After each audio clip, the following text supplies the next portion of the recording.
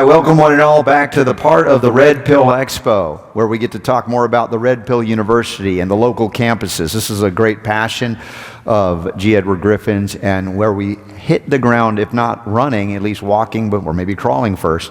But each of you that are new to this, you'll love this concept, and Ed's going to handle that and then turn it over to a great group that are actually doing it. So, G. Edward Griffin, everybody, once again. Well, thank you.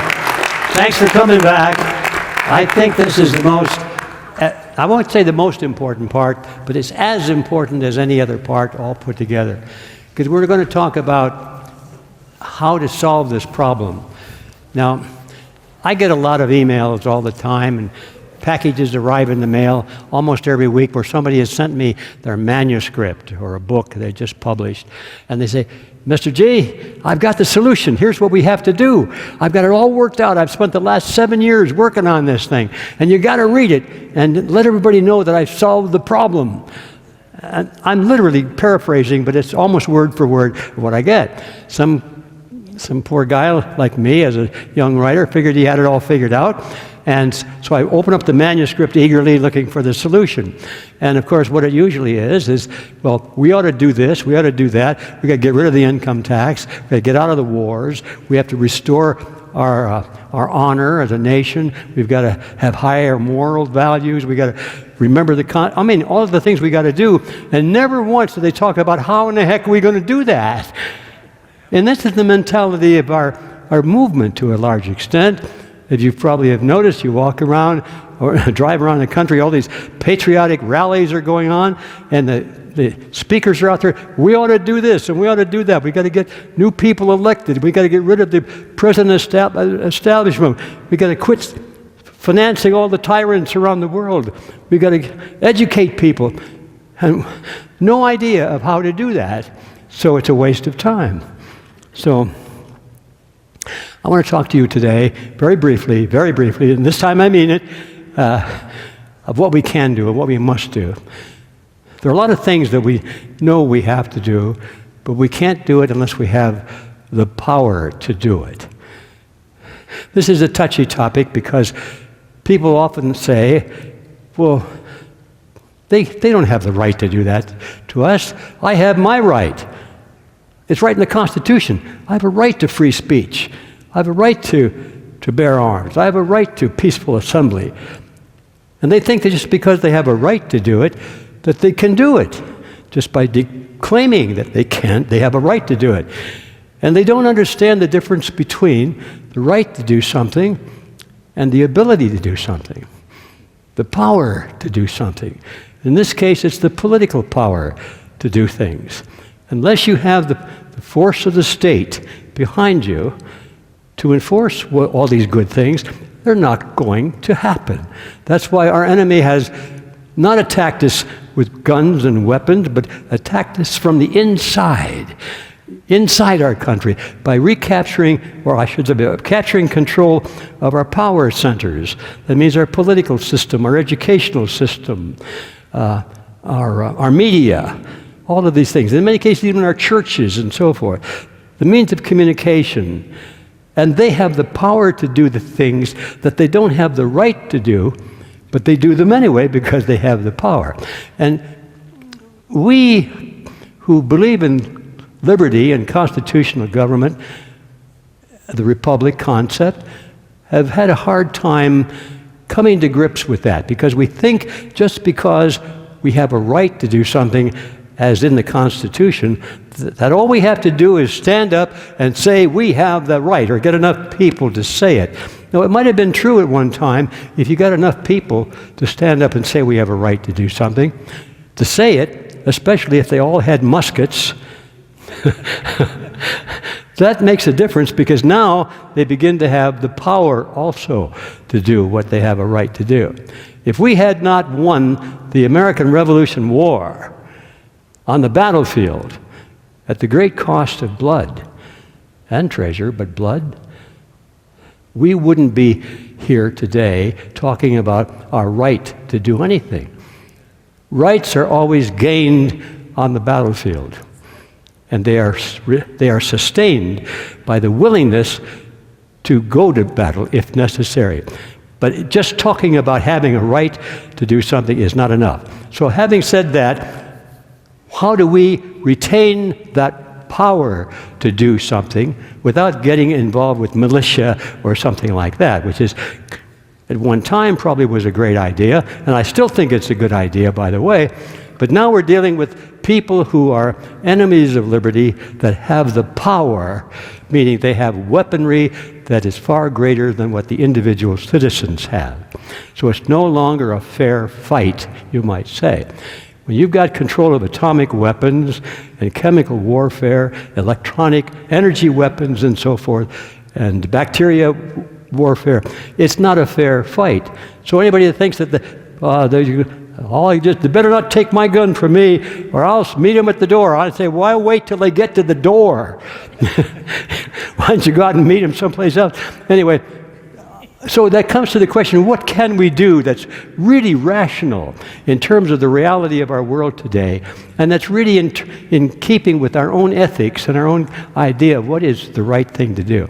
And I came to the conclusion a long time ago, is that we have to recapture our power to do things, our power to have our rights, the same way we lost it. How did we lose it?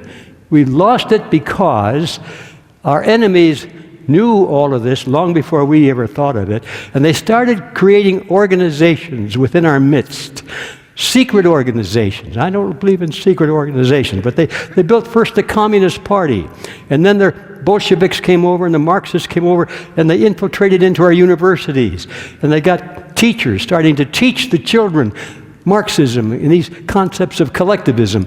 And they took us over first through our minds, and then these kids grew up, and all of a sudden they're running for Congress, and now they're in Congress, and then they're in the media. And that's how they did it, without a shot being fired.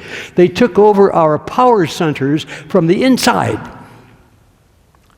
So what do we say? Oh, we lose? No.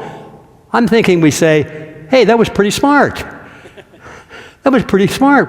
Why don't we do that? Only reverse it. And that's what I've been talking about for a long time. We have to reverse that strategy of becoming influential in the power centers of America again, as we once were.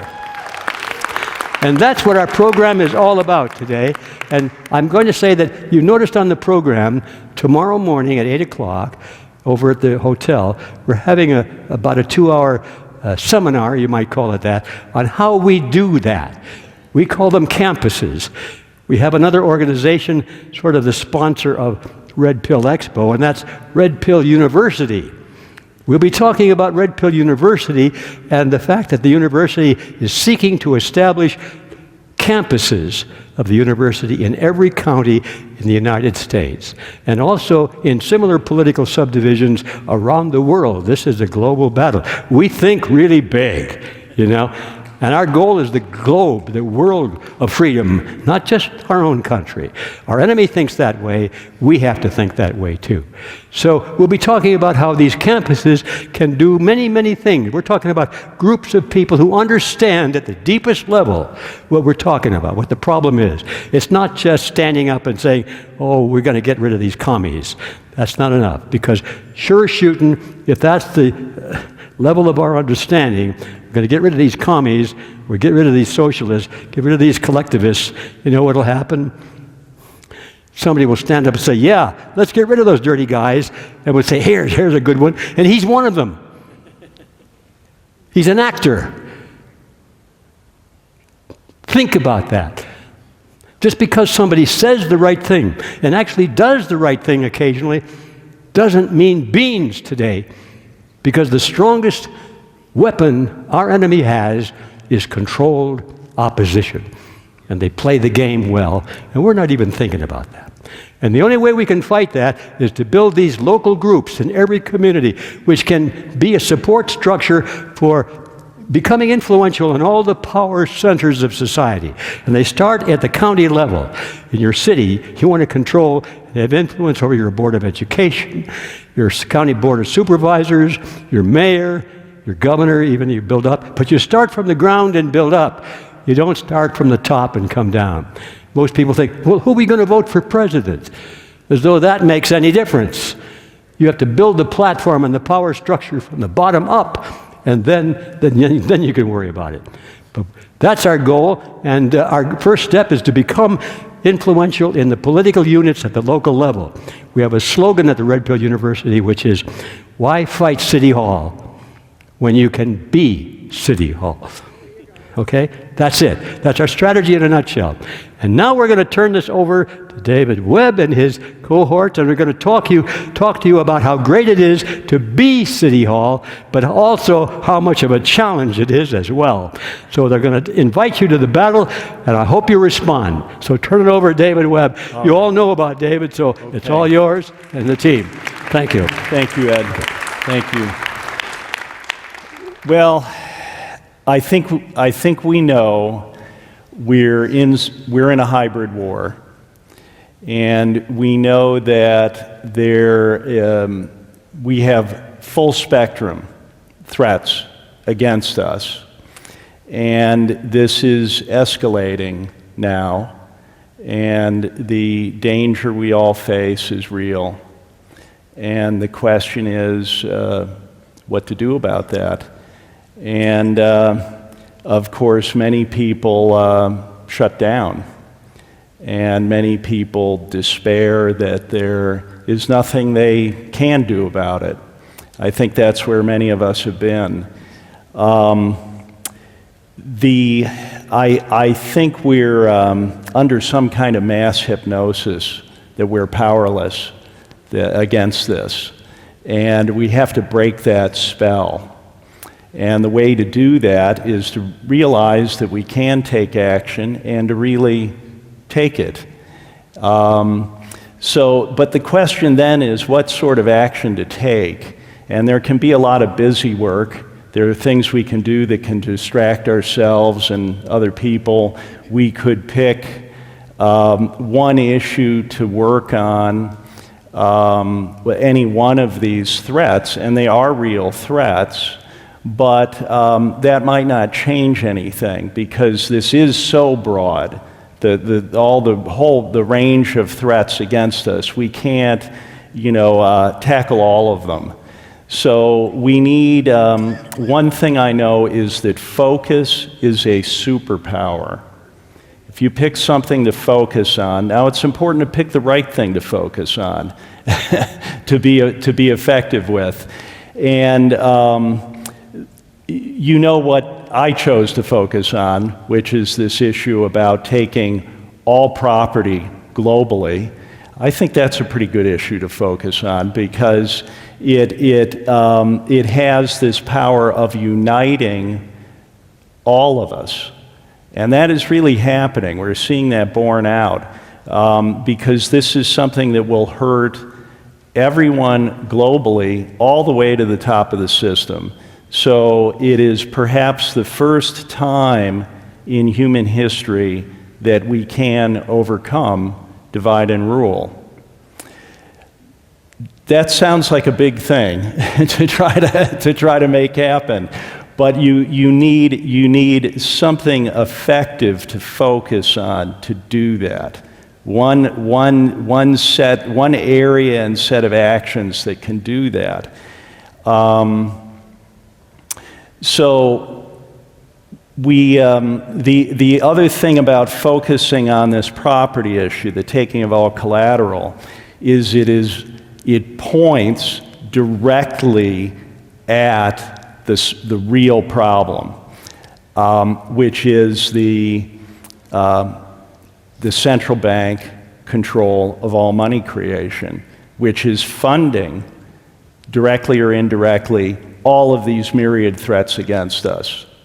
So if you want to stop all of these threats, you have to stop that. You have to stop the money flow into the wars, into the psyops, into the programs to put nanoparticles into your body. You see, if you try to tackle each of those things individually, you're not going to get it done because this is escalating. The threat is escalating. So we have to undertake something that will help people to focus on who the real enemy is and what the real threat is. and that helps to make the battle lines, draw the battle lines really clearly. Now that is what has happened in undertaking these actions in the states. Now, after I finished the book, I think the reaction from a lot of people was, well, this is great, but what am I supposed to do? I could just go die of despair because this is so bad. But so I really struggled with that. Where do we go from here? And I would say that a miracle happened, and that's these people right here. And I'll explain why that is such a miracle. When first of all, it happened without my involvement at all. It's so knowledge of this is something that travels.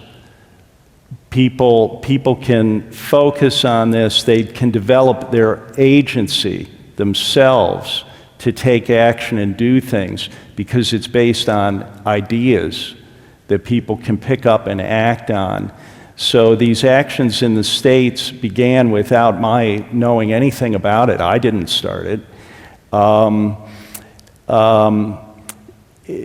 The key thing that happened here, I think, is we realized, you learn by actually doing things. You have to get into real experience with doing something, and then you learn things. You really don't learn things by reading about it. You have to do it. And that's what these people have done, is to really take action. And what have we learned? We have learned that this bill to restore priority so the people had priority to their own investments, that was supported in Tennessee, for example, by the Senate Majority Leader, Republican, the Senate Minority Leader, Democrat, the Chairman of the Black Caucus in the House, Democrat. And as Betty Grande said when this happened, this is now something of national significance because we have one thing, thankfully, that we can all agree on because it's a people issue. So what we're seeing here, this overcoming divide and rule for all of us, it's actually happening. It can actually happen. The other thing we found was, I think when people learn about this setup, this scheme, part of the mind says, well, maybe this isn't real. I don't want to believe that this is real. By these people bringing these bills, that made it real. That people actually had to look at the UCC and see that this is absolutely real. That made it real. The next thing was the way the banking lobby came down in full force. That made it real. The next thing was that they could not refute this at all. The only way they could counter it was by lying and through subversion of the legislative process and by threats. So what is happening there is it's a good thing because it forces this exposition of what do we really have here? Well, we have the people and the banking lobby. Those are the lines that are drawn. And what are they doing? End of the day, they only stopped the progress of this in Tennessee by threatening the state with withdrawal of financial services. Now again, that sounds like a terrible thing. That is a good thing because they showed what they're about. And so we're actually making progress because people can then face up to what we're really dealing with. Now we have to take that and go on from there to figure out what are people going to do with that information, that we are being threatened by the banking interests with withdrawal of financial services if we make a change that will allow people to keep their property. That's really what we're dealing with. So we have made a great deal of progress over just a few months with this. And it's very important for people to realize that, for example, in Tennessee, the way this bill was progressed was through the action of citizens in the state that learned about this. They took action to go to their representative and to push for something to happen. So in the states, in the U.S., it is still possible to do this. We know at the federal level, they're totally unaccountable. They're all criminals. You can't, you're not going to make any difference at the federal level. I have found the people at the state level are real people. As Betty has explained to me, these are people, they are citizen legislators. They have real jobs. They're really being paid a pittance to do this work. You know, they don't have a staff. You know, so they're real people just like us. And that's absolutely what I found by going into it, going to South Dakota, going to Tennessee. I have no experience with legislation at all. I've never done this before, but I've learned a lot in a short period of time. That's how you learn things. We have no time. You have to get in and do this stuff. And so what we are asking people to do is, it's very simple. You go to your own state representative, senator, state senator, House representative, and you ask for a meeting. It doesn't do it just to send people emails. You ask for a meeting. This is important. You want a face-to-face meeting. You give them information about this issue, and we'll tell you how we have the support to do that. And you then put them in touch with Don and Better Grande. And you are then a superstar immediately, because you have a professional, effective legal team working with you immediately. So there's no reason not to do that. Anybody can do that. And it is a gift to us to know that we really can take action and do it, and people will get a taste for it. And once we start changing things at the state level, maybe we can throw out the electronic voting machines and actually elect real representatives going to the federal level. You know, it has to begin somewhere. This is something that can perhaps affect, it's not crazy that it could happen, start affecting half the states in the country fairly quickly if we get the momentum going. So it's something we can drive and then affect real change. The main thing is that people will realize that they're not helpless. Very important.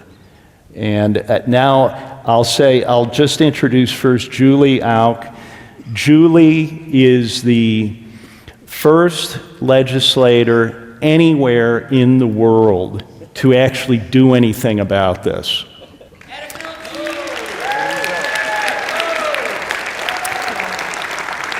So the main thing is that these people exist. That is the miracle. They are here right now. They've really been doing this. And I guess I'll just ask Julie now to talk a bit about her experience of this. Okay. Okay. Okay. I think it's on. Test. Okay.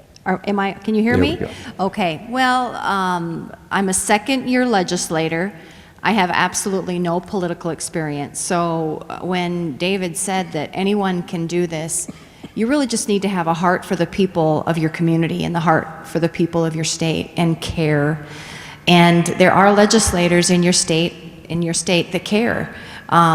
There's a small group, small but mighty group of us in South Dakota, and we're growing. Because you know what? We've woke up a sleeping giant. We've woke up the people of South Dakota, and they are behind everything that I've decided to tackle. And some of the legislators in the House, Tina's over there, some of the legislators in the House are kind of like, oh boy, here we go. Here comes another one of Julie's ideas. And like I said, 2 years. So this House Bill 1199, when it was presented to me, because over the last 2 years, I've built a relationship with Pro-Family, Freedom Caucus there, and then the citizens of South Dakota that have decided that they want to take their state back. And the numbers are growing. And without them, number one, I get my courage from my Lord and Savior, and number two, from the people of South Dakota. And so that's where you have to really understand, because you can't do this by yourself. You really do need the support and the willingness of people to get behind you. Having David's knowledge, I certainly don't have the capability of that, but I tell you what, when you make me mad and you tell me I can't do something, boy, that's going to make me want to do it even more. And when you are trying to steal someone that I care about, and I care about the people of South Dakota's money, their 401ks, their IRAs, the things that they have worked their entire lives for, and then they want to have this time of retirement or this time of comfort that every single person deserves in this nation, and they're just going to take it? I'm not on my watch. I'm going to do everything in my power, everything. And I don't care what they call me. I don't care how much they ridicule me. I don't care what it takes. We're going to do everything in our power to make sure that we chip away at their dishonesty, because the truth always comes out. As long as you present the facts and you keep saying, why won't you make these changes? Why won't you make these changes if there really is nothing to this? So we just have to continually present the truth, and that's what we're trying to do. And when you're taking on the banking lobbyists, I wish all lobbyists would go away, but when you're taking on lobbyists, they're truly, unfortunately, who's controlling a lot of our government. And I attribute that to the fact that we as the people have decided that we're going to elect officials and let them take control of our state, and we can't allow officials to go and put our lives in their hands without any input. We need to get very active in our state governments. So, I mean, that's what we need to do. Are you okay? Do you need? I'm still here. Okay. Okay. I'll let you introduce. With Bud is, for me, Bud is like a character from a classic Western film, the wise, brave, benevolent, Yes. benevolent marshal that you can count on to protect you. And, in a time of malevolence, what we need is benevolence. And it's been a wonderful thing to know Bud. And can I get you something to drink, or? I just Oh, drank you some do? coffee. I Okay. appreciate it. Okay, you're going to be okay. Yeah. All right. At least as long as these people could stand it. What Mr. Griffin said is very, very important. If you establish campuses in every county, the reason I say that is I got involved with David because I had heard about the book, but I didn't know anything about it. But constituents in my district who I trust, who have proven themselves to be folks of caliber and conviction and character, and so their opinion means something to me, and I listened to them. And they came and said, you got to do something about this. We didn't know this was going on. You need to read the book. You need to get involved in this and pass something on the state house that fixes this. So I run to these two folks right here, the Grands, and I said, there's got to be a bill somewhere, or write me one so I can run it. And another thing that Betty had said is, my daddy, I lost him 3 years ago. He was 96 years and 7 months. And he told me a long time ago, he said he was going through this old graveyard, and he came across a headstone that had these words. It said, "A politician and a good man." And my dad said that he thought it was quite odd that they would have buried two people in the same day. I don't want to be a politician at all. I want to be a statesman with one foot firmly planted in the Holy Scriptures and the other foot firmly planted in the Constitution. That's what I want. That's what this lady wants. There are folks in your state legislature who are solid, good, patriot people who want to preserve liberty and sovereignty for your state. You need to get to know those folks. And you need to talk to them and build a relationship with them, and you need to go with them and say, hey, how can we get a bill? And that's exactly what we did with these folks, is they wrote a bill. Don wrote a bill. And I can tell you this, and you might prep your rep for it. These folks are good liars. They're very proficient at it. They're not just... Not them. No, not these folks. Yeah, I'm usually better than that. I'm sorry. I'm talking about the folks who come testify against this bill and fight this bill, the banker folks. They're very proficient at lying, and they're very deceptive. And when this came up in the first committee, and there were a bunch of questions about it, it passed, all except for one no vote. Yes, 5-1. And they had brought in the low-level boys to testify against it at that one. But when it passed out of that committee, I think it bothered them quite a bit. So by the time it got to the next committee, the full committee, they brought out the big guns.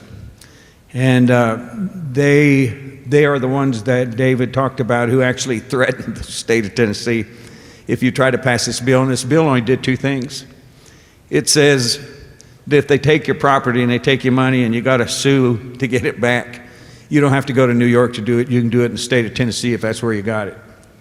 Second thing it said is, instead of the big fat banks, the high banks, instead of them being number one on a priority list when there's a reversal or a failure to get money, we're going to flip that. And the original stockholders, who's going to be first on the list to get the money back. Those two things, that's all it did. And that just about paralyzed them and scared them to death. But I'm just telling you, there's folks in your legislature who want to do the right thing. They want to preserve your sovereignty. And you need to build a relationship with them because they're willing to do what needs to be done to fight for your sovereignty and your liberty and your property. Well, I'll just say, introduce Don. I mean, for years, the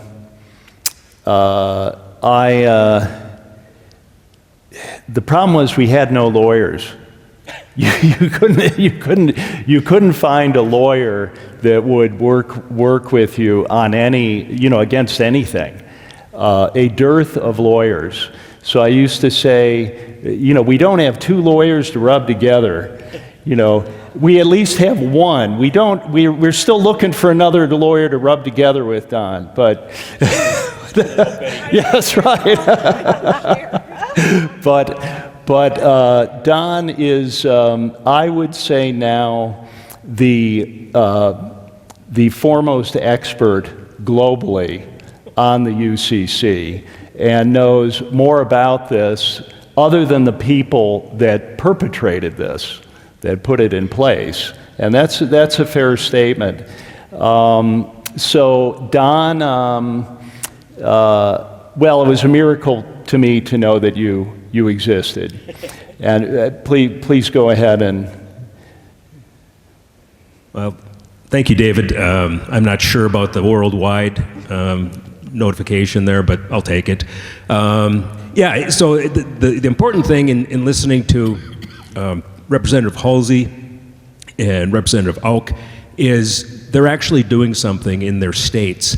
And we know who we're up against. We've got their attention of the bank lobby, of the financial interests, and as Representative Halsey said, we've gotten their attention because now they're sending out better liars, more higher level liars, because they can't refute what David has laid out. And they can't refute the simple changes we're proposing in this bill. So we've got their attention, but between the Chamber of Commerce and the bank lobby and the Uniform Law Commission, those three entities carry a lot of weight with state legislators. So we've been dealing with this UCC on a number of issues for a couple of years. I don't recommend becoming an expert on the UCC. It probably takes. I'm 24, by the way. I may look a little older than that, but I'm only 24, and that's what dealing with the UCC the last 2 years has done to me. But and so when I'm talking about this, the people that are coming against us, it's amazing to watch in South Dakota. The people that came out, it's the Chamber of Commerce, it's the 1980 Republicans who think that Jack Welch is still at GE and that businesses agree with us. That's not the reality anymore. And so when I learned of David's book in December 15th, 2023, I read a Zero Hedge article that talked about David and his book, so I clicked on the link and watched the video and read the book and put it down. I said, David is nuts. This is absolutely crazy. So then I spent a couple weeks digging into it, checking all of his sites, finding some of my own, and luckily I had an in with the policy director at Pro Family Legislative Network, so we were able to get it moved up to be a priority for the 2023 session. So we drafted this bill. And what I'm trying to say is that even though we've got good legislators, and we do in each of these states, and we've got people that are backing them, there are powerful forces that they're not just going to roll over and have us undo what they've been working on for 50 years.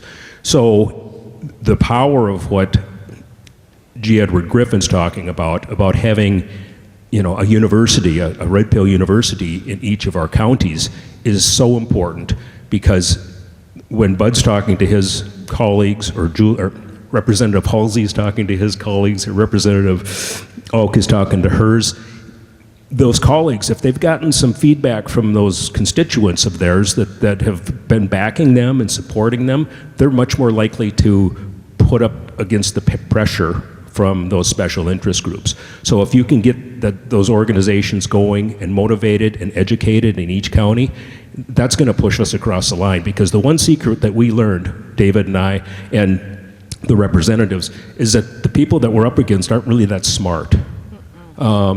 They have a lot of power and they have a lot of money, they can print it, but they're not really that smart, and they don't have the truth. They have lies. So when I think about the Red Pill Conference and thousands of people that are red-pilled, but for every one of us, there's 1,000 ciphers. If you remember from the movie, the one that he wanted to take the blue pill and just go back and enjoy his steak, right? Even though he knew he was going to be put in a pod. We've got a lot of ciphers out there, but we don't need all of them. We do need some of them to come along. So if you guys can build these outreach efforts in each of these counties, it's going to be a huge, huge benefit. Okay, thank you, Don. I won't say Betty is the better half, but because I don't want to pick sides there. It is one hell of a team, and I can say that really none of this would have happened without Don and Betty. This is really this has been essential to these efforts, and this is what is available to you to be able to make things happen, and it really is.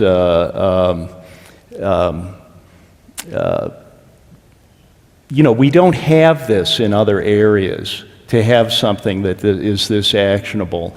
Betty is a former state legislator in North Dakota and has a tremendous depth of experience with that, and I've seen it in terms of being able to guide people through the legislative process. Anyway, thank you, Betty, for everything you've done. Well, thank you, David. And I appreciate all you guys sticking around here and listening, because this is such a key thing, is to understand that, as Representative Halsey has said, there's patriots out there, but they cannot beat the whole thing without your backing. It is so important that if you do not know who your state senator is, you do not know who your House of Representatives at the state level are, get on the Secretary of State's website, figure it out, and know who they are. If you don't know who they are, that means you didn't even vote for them.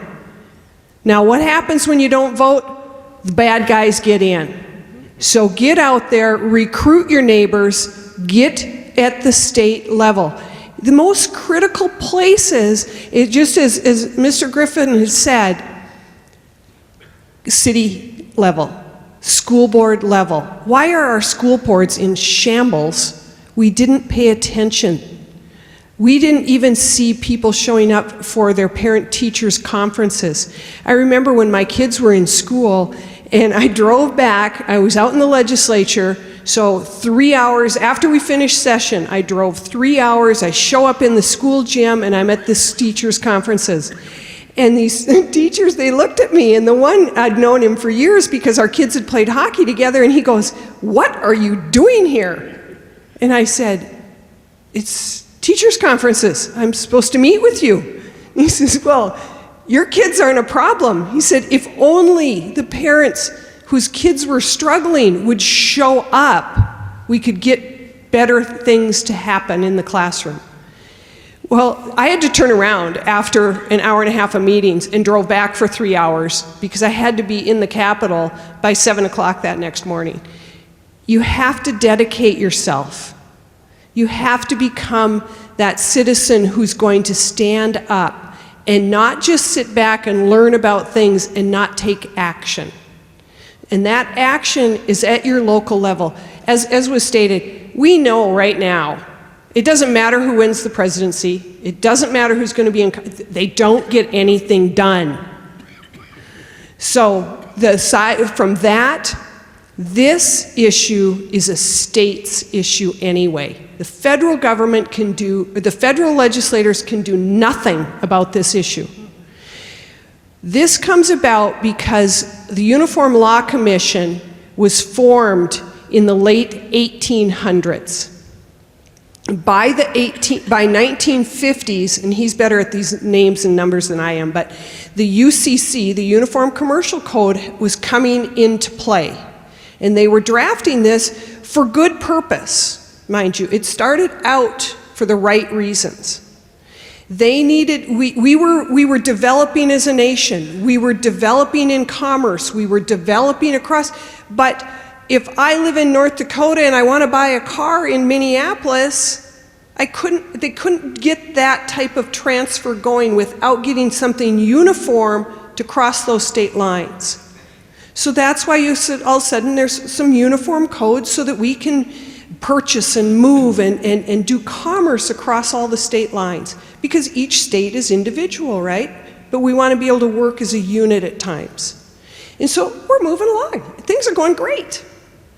But then things got dirty in the back, right? Because nobody was paying attention. And the big banks started to get involved. Large organizations were getting involved. And they were going, yeah, but if you tweak it this way, it helps us. And nobody's going to notice because those bills that come into the legislature are 90 to 120 pages long, and they're not going to know what's in there. And we'll write it in legalese so nobody can understand it. Well, I remember it was my second session, and I'm sitting in the Judiciary Committee, and they bring in this 90-page bill, and I'm looking at it, and I'm listening to this attorney testify, and getting confused, and I'm getting more and more confused as I'm trying to follow along in this big bill, and I'm like, I don't understand the language. I don't even know what this is about, and I'm supposed to vote on it. That holds me responsible, right? I'm a legislator. I voted for it. If I can't share what I did to my constituency, I have failed. So I did the only thing I knew what to do, called my attorney and said, will you please read this bill tonight? I want to be able to talk to the committee about it tomorrow.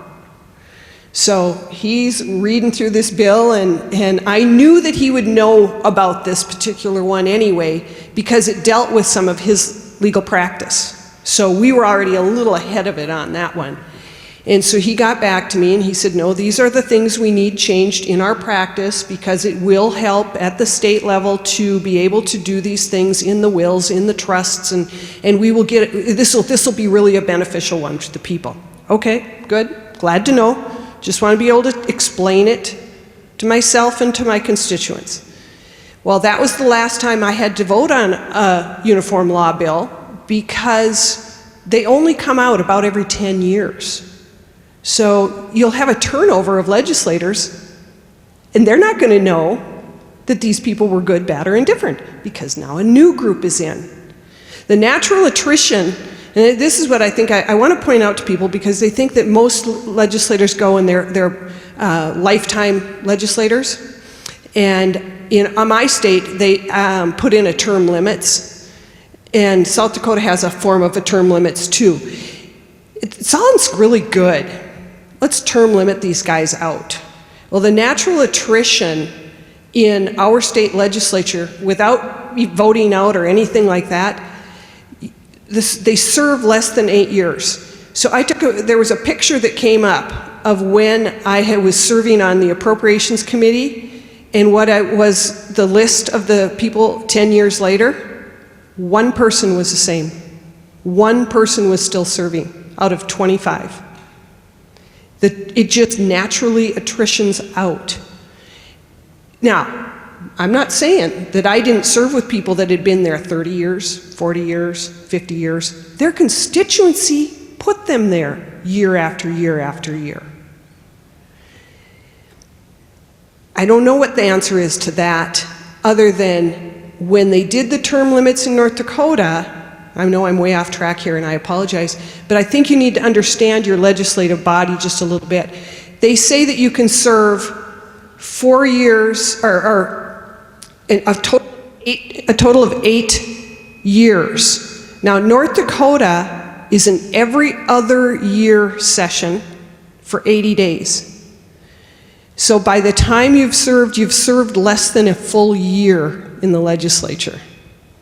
If you kind of think about what that means. So it's not like you're out there career-wise anyway. But what is going to happen is exactly what lends to what Representative Auk had said. By 2 more years from now, we will have turned over the entire legislature, and no one will have the background, that knowledge, that institutional knowledge to even understand what the UCC is even about anymore. But who's going to be there that knows? All the lobbyists. So term limits turns your state legislators into lobbyists' organizations. So I just give you that, just to keep that in the back of your mind. Because there's nothing you can do. You can't bring in that knowledge anymore. So it's going to be an interesting time to see how things start to go as more and more states start to see the term limit things. South Dakota does it different, because you guys can jump chambers every 8 years. North Dakota, you're done for your lifetime. Very interesting bill. So back to Article 8. When they came to us, Don dug in, and he got the knowledge and everything ready. And he came to myself, I work on public policy for a number of organizations, but my main focus is the Pro-Family Legislative Network out of Dallas, Texas. If you know what Wall Builders is, who David Barton is, the great patriot of man who does all the constitutional trainings, he formed a policy network so that we can work with legislators all across the country. And we help them with policy. Now, everybody, well, pro-family, well, what does that have to do with Article 8? The finances for your family are affected in this. It makes it a pro-family issue. If you're taking away finances, so taxation, all of those things fall under our umbrella because we care about anything that is going to affect the family. And we have to stop the taking of finances from the family. And so pro-family was willing to step up and work on this particular issue. Now, this issue is huge, right? Huge. Pro-family is very diverse. So we can't put this out on that front burner forever because we have a lot of other plates that we're spinning on these issues. So we've had to establish what's called True North Public Policy. So truenorthpublicpolicy.com, if you will please help us out. If you go on there, please become a member of and help out our team. Because what'll happen with that is when Julie and Bud, and I apologize, I should know better than that, Representative Alk and Representative Halsey. It's all right. A lot worse than that. When they file these bills again in January, our team has to get there. And when we were doing Tennessee and we were actually seeing action and movement, I spent 2 weeks flying back and forth to Tennessee. And overlapping those 2 weeks were David and Don flying in for 2 weeks. So it's intense because you can't be gone. You have to be in there. You have to be talking to every legislator. You have to be working the issue and educating. And that's what we want to be able to do, but with your help. We need your grassroots reaching out to your state legislators. We need your grassroots to get on that website, bring your friends to that website, support us as best we can so we have the resources to do those types of things. That's how Don gets to the places. That's how, we're working. David's helping us greatly with all of that. But we are going to need a bigger team, and we're right now working on expanding out this team with the right people to be able to help us. Betty, how many states have you and Don had some interaction with? So far, we had our 2 main ones, and then between Don and I, we've drafted out for, and I don't think it's wrong for me to say, Minnesota, South Carolina, Ohio, Louisiana, Arkansas, Montana, Texas, North Dakota. Kansas has reached out. I don't know what we'll be able to do with Kansas. They're in such a flux on their fighting, but we have legislators that want to do it. Wyoming has talked about doing this. So, we have states that are reaching out. We have them right. Georgia's another one. So I want to point out, this is a major effort that is on the shoulders of very few people. So it's very important for people to support this effort. This is real. It's real and actionable.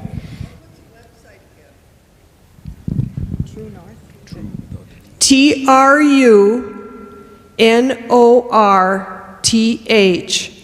publicpolicy.com. It's TRU, there's no E in there, True North, the True North, God the Father, True North, public policy. And we're just getting it up, so you'll look at it and you'll go, well, this is, but we haven't had time because we were burning candles at both ends from January until just about 2 weeks ago, because we're working in all 50 states on a lot of issues. And they're just finishing up most of these sessions. We have some that are kind of more long-term sessions.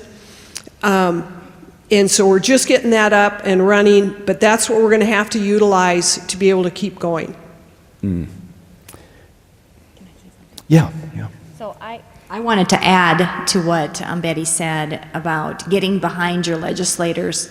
It is so important that we have actual citizen lobbies. You need to lobby your legislators, because to me, if I have a citizen that comes to me, they outweigh any paid lobbyist by 100%. I will always take a call from a citizen. Whether I want to hear it or not, I will always take a call from a citizen. And I think that when we are tackling something so difficult to understand, like the Uniform Commission, the code that is inside that uniform law, it is extremely difficult to explain in some cases, and to the magnitude of what they are trying to do to you is it really is unbelievable, and how they are sneaking it in, and the ability to read those documents and then to comprehend it is it's kind of a puzzle. It really is. And when we look at them and try to then interpret it to other legislators, it's good to have you calling them saying, hey, I heard about this bill in reference to the UCC. We want you to pay attention to this legislation if it comes up, and be aware if there's a legislator that's presenting it. And so I think, are you going to have that on your website? So if a bill is going to Montana, or it's going to be in Wyoming, or we're going to reintroduce it in South Dakota, if it's going, make a phone call to your legislator, whatever district you're in, and make sure they're aware of it, and tell them to get behind it. Because the bill that I carried, that was the House Bill 1199, that would have reversed those two small, all we were asking is to remove 2 paragraphs in about, a 19-page bill?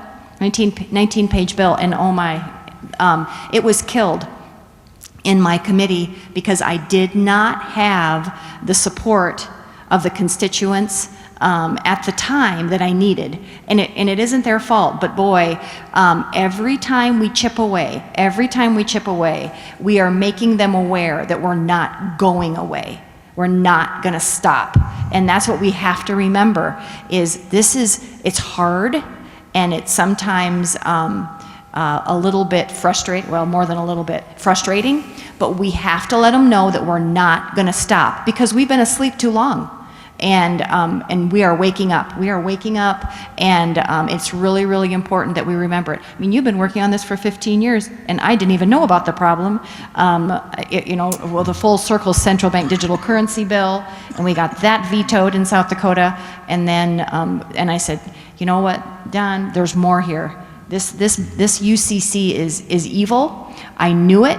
I didn't know how to find it for sure. I kind of had an idea, but I said we've got to find it, and he did. So we're and with the help of David. So it really is a miracle. When he says it's a miracle, and it was divine intervention in a lot of different levels, and a lot of it, of course, it came from above, and the people.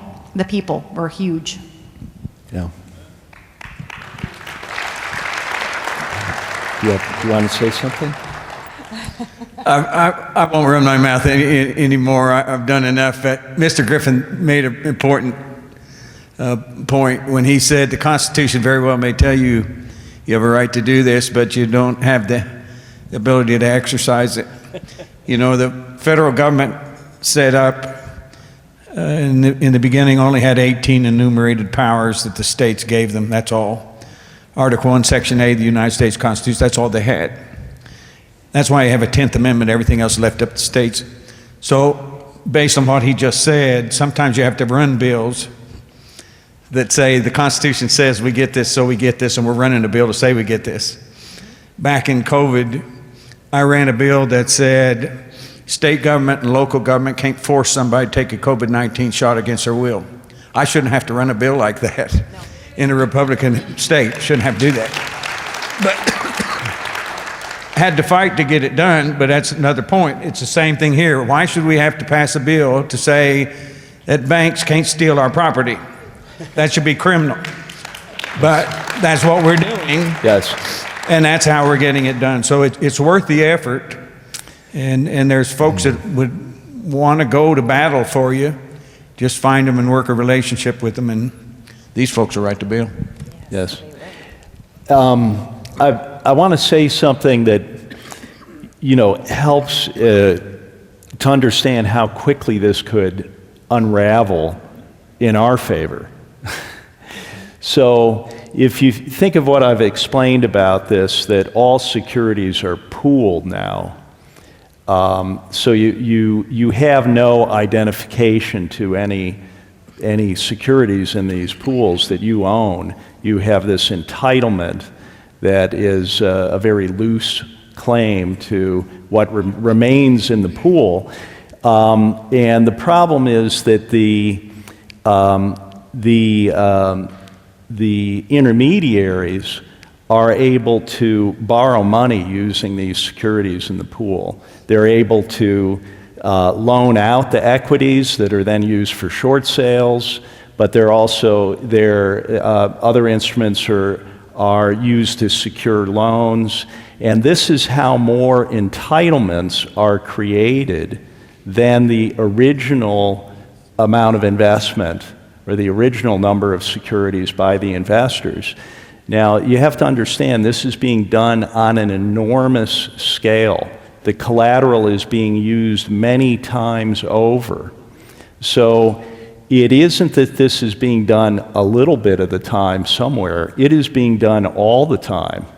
So, and this is the issue. You only have a right to what remains in the pool if there is an insolvency. So the biggest banks have priority claim to these pools on the theory that we can't protect everybody, but they have to be protected in a collapse because they're the system. They have to be saved. And it really is that way. That's how it works. That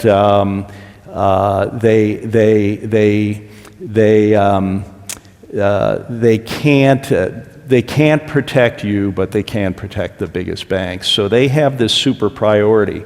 Now, if, for example, the state of Tennessee just strikes these exceptions that allows them to have priority.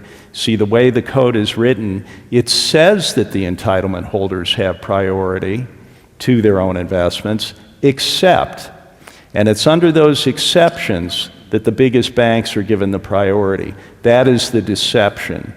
Now, imagine what happens if you strike those exceptions in the state of Tennessee. That's what's so elegant about this. This is why this is so actionable. If you strike those exceptions, now it just says the entitlement holders have priority. Done. Period. Now, what would happen in the state of Tennessee is that now pension funds, institutions, individuals in the state have the priority to their own investments that are in these vast pools. Now they are ahead of the secured creditors. And they jump to the top of the entire system in terms of priority to all of the pooled assets. You see, the secured creditors had priority ahead of everybody else. If you remove those exceptions, the first state that does that now has a kind of super priority to all the pools. It is the most protected place on earth, literally, in terms of asset protection. What will that do? Well, there may be some other states that would want to follow that. And that's how this can unravel very quickly for the bankers. And what would happen then is they would be forced to reduce their leverage, which is what has to happen to begin unwinding this derivatives complex, which they can do. You know, it can be done, and they've There are there's something called the Bank Resolution Authority in Europe, where they have these planning cycles to prepare for a collapse, basically. And they, by the end of 22, they had in place that the biggest banks would be prepared to go flat on their derivatives positions. And what they're basically doing is preparing for the biggest banks to get into a protected position very quickly, essentially front run the market, the rest of the market. So it can be done, if they choose to do it, to begin unwinding this thing in a controlled way. But it begins by some jurisdiction somewhere in the world reversing this. It was implemented in local law. It can be easily and elegantly reversed in local law. So I guess I'd like to ask, let's think about our wildest dreams here. If in next year, how many states could, if they realized how important this is. Now, this is the other thing. I'll pass it down to that end. Imagine that some more banks start failing here. We know this is going to escalate. What is that going to do? Concern about this issue is then going to escalate. And it's not going away. It's not going away. So that is going to drive the possibility of starting to take action over the next year, and things could shift.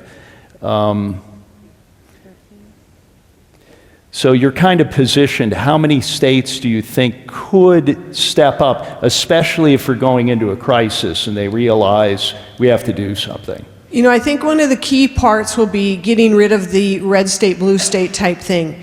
That if the blue states will step up to actually want to work on this as well, we could go as big as maybe 23 states. In my mind, in being really practical and to maintain my sanity, I'm hoping it's only 10 to start with. Otherwise, I can't get everywhere. I can't do all of it. And it wears us out. But if 20 states stood up, we would do it. We would get the resources, we would get it done, and we would move through that. We need the blue states to really step up and understand this is a bipartisan issue. This is about every citizen, because all of them have in some form a holding in an IRA, a pension plan of something. This is your union members too. So everybody's involved here. And so we could go big. We could really go big if we can kind of blow this up and we have enough people pushing from behind.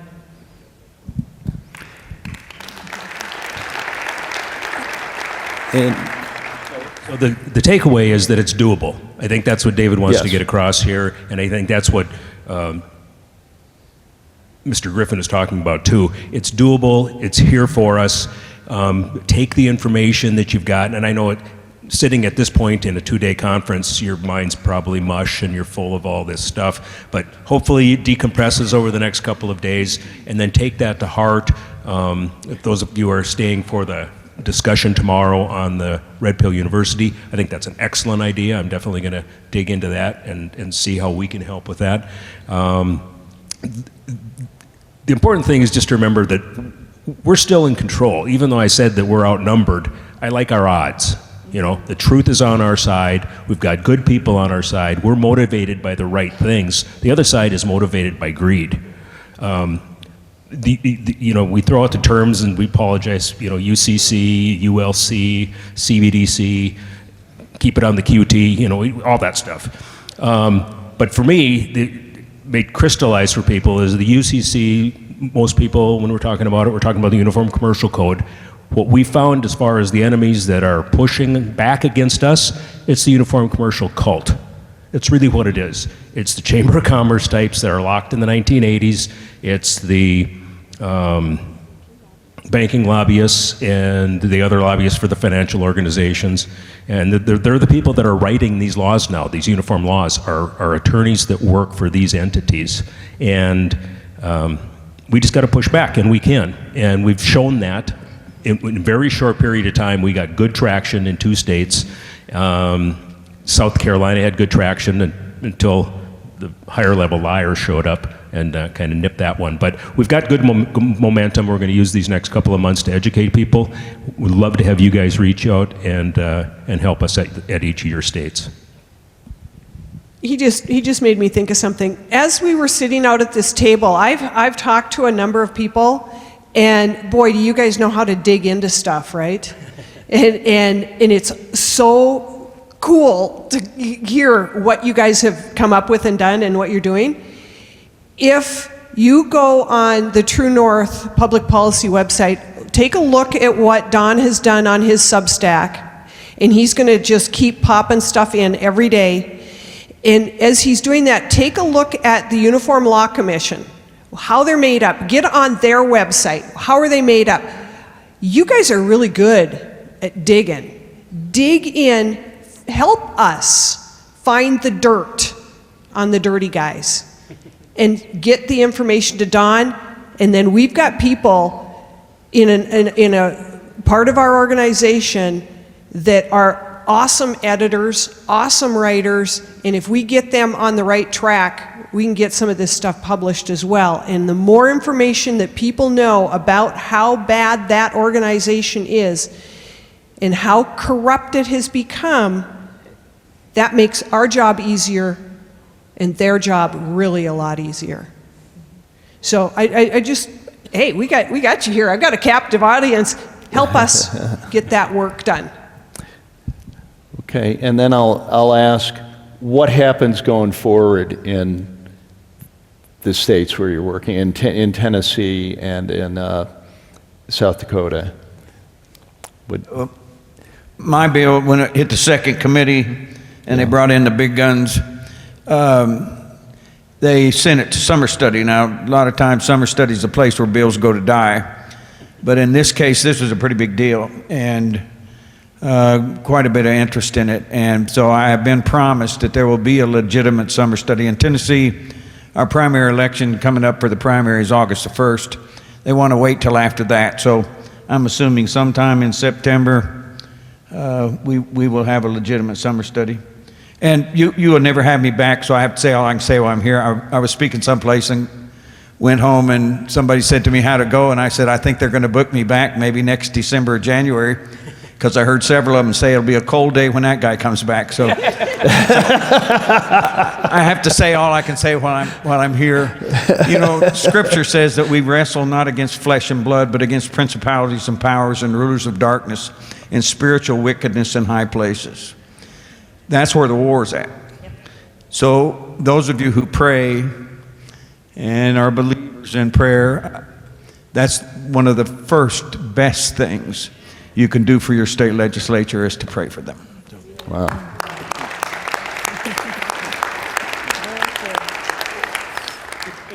Ditto that. I agree. And I had a primary. I made it through my primary, and I have a general election coming up in November. So even if I do not get elected back into House of Representatives, I will make sure this bill goes through. We have built quite an army of good legislators here in South Dakota, and we will, this bill, we're not, like I said, we're not going to go away. They want us to go away. They would really like me to go away. They made that very clear in my primary, but I was a top vote getter. So people are awake, and they're motivated, and even after spending a lot of money to get me voted out of office, the people showed up and voted for me. So that's what we need, is we need citizens in their local districts, in their local counties, and in their states showing up and using your liberties, using the Constitution. Get out and vote, and make sure that you're voting. Make sure you know who you're voting for, and make sure you're voting for true patriots that are going to fight for you. Thank you. Thank you. Well, we're getting close to the end of the show here. I just want to say the first copy of this book, the actual physical book that I signed and gave to anyone, was to Ed Griffin. And I made the trip from Sweden to California and drove up to his mountain refuge to do that. And that was fitting. And, but I have a few more here. There are a few left. And I think it's very important to recognize the importance of these people in what we're doing and everything they've done. But you two only get one to share between the two of you. And with that, I think we have 30 seconds left, so maybe we'll just call it a day. All right. Okay. Thank you. Thank you, David and crew. You guys are amazing, putting the work at the ground level to make this transformation happen. Yes. Not in the future, right now. So thank them again, everybody. You guys are awesome. Thank you.